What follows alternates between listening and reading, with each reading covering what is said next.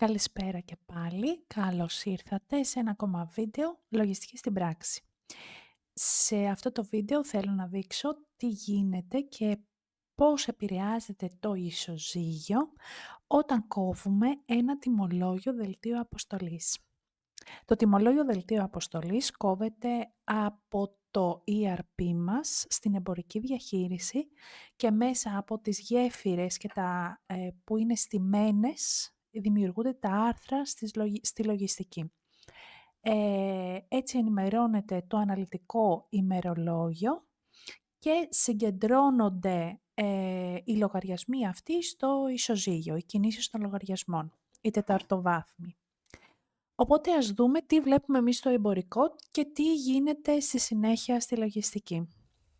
Στην εμπορική διαχείριση επιλέγουμε έναν τύπο παραστατικού που εδώ συγκεκριμένα έχω διαλέξει το τιμολόγιο δελτίου αποστολής. Έχουμε εξηγήσει σε προηγούμενο βίντεο τι σημαίνει αυτό. Επιλέγουμε τον πελάτη.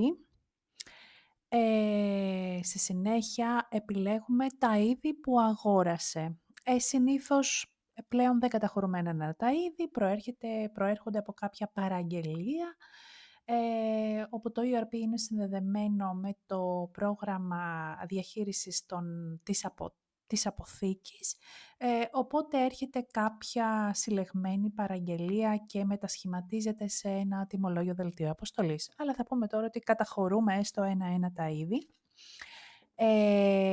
Καταχωρούμε τις ποσότητες. Ποσότητα 1 είναι στη συγκεκριμένη περίπτωση τα τεμάχια, ποσότητα 2 είναι τα κυβότια. Την τιμή ανατεμάχιο και εδώ προκύπτει η αξία.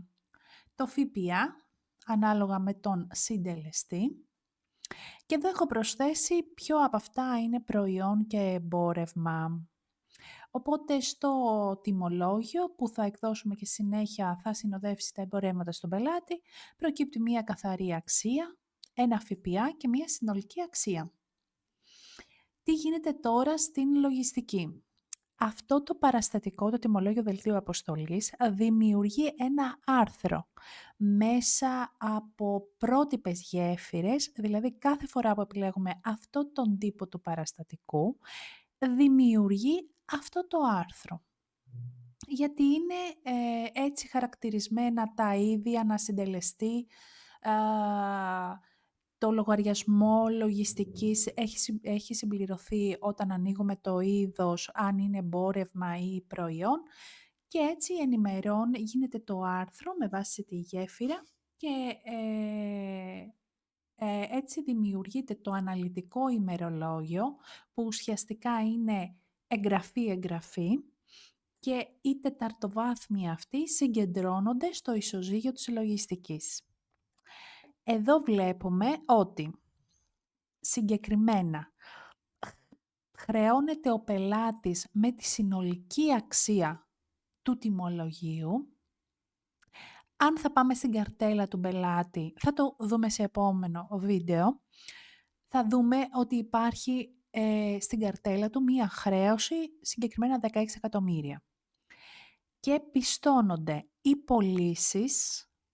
Εδώ γίνεται διαχωρισμός πωλήσεις εμπορευμάτων και προϊόντων ανασυντελεστή ΦΠΑ. Υπάρχει αυτή η αναλυτική, η ανάλυση, γιατί την χρειαζόμαστε για να συμπληρώσουμε όλα τα έτυπα μεταγενέστερα, είτε το ΦΠΑ όσον αφορά ανασυντελεστή ΦΠΑ, είτε το ε3 που χρειαζόμαστε τις πωλήσεις εμπορευμάτων και προϊόντων. Οπότε υπάρχει αυτή η ανάλυση και έτσι πιστώνεται ο 70 ή ο 71 αναλόγως ανασυντελεστή ΦΠΑ. Και πιστώνεται και το ΦΠΑ, πάλι ένα συντελεστή. Όλα αυτά είναι απαραίτητα για τη σύνταξη όλων των εντύπων που χρειαζόμαστε στο διπλογραφικό σύστημα. Οπότε δημιουργείται αυτή η εγγραφή, χρεώνεται ο πελάτης και πιστώνονται οι πωλήσεις και το ΦΠΑ. Και η συγκεκριμένη εγγραφή ενημερώνει μετά το ισοζύγιο λογιστικής.